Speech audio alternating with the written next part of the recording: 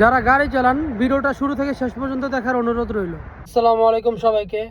তো সবার কি অবস্থা? আশা করি সবাই ভালো আছেন। আলহামদুলিল্লাহ আমিও ভালো আছি। তো আজকে আপনাদের কাছে নতুন একটা ইনফরমেশন নিয়ে চলে আসলাম। আপনারা যারা গাড়ি চালান অবশ্যই একটা কথা মাথায় রাখবেন। এই যে আমি আপনাদেরকে একটা ভয়েস শোনাইতেছি, দেখেন আমার একটা বন্ধুর গাড়ি একজনের চোরে নিয়ে গেছে, শুনেন। ভাই আমার গাড়ি ভিস্তা মাইরা দিছে, ভিস্তা মাইরা দিয়া 200 দিয়ে গাড়ি সাইড কর, ছবি তুলবো, ইয়া নাজিম ফোন দিব। তাহলে আমি গাড়িতে নামছিলাম, জীবনে একটা না ফালতা গাড়ি মধ্যে উঠে আমার গাড়ি সহ লয়ে গেছে। টান দাও। শুনতেই তো পারলেন সে কি বললো। গাড়ি অ্যাক্সিডেন্ট হয়েছে রাস্তায়, সে ইচ্ছা করে সৌদি অ্যাক্সিডেন্টটা করছে যাতে সে দাঁড়ায়। তো তারপর বলতেছিল যে ছবি তুলবো, ছবি তুললা নাজিম ডাক দিব, মানে দেশে যারা অ্যাক্সিডেন্টের কাজ করে আর কি।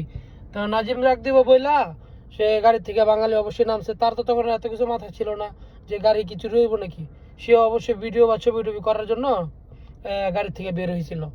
তখন সৌদি যে ছিল তারা গাড়ির ভিতরে ঢুকিয়া গাড়ি লয়ে চলে গেছে, ঠিক আছে।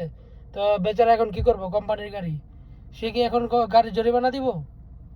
তো আপনারা যারা গাড়ি চালান অবশ্যই সাবধান থাকবেন। যদি গাড়ি অ্যাক্সিডেন্ট হয়, যে কোনো জায়গায় গাড়ি অ্যাক্সিডেন্ট হওয়ার পরে আপনারা গাড়িটা লক করবেন, লক করে তারপর বের হবেন, কারণ বিপদের কোনো হাত পা নাই, ঠিক আছে।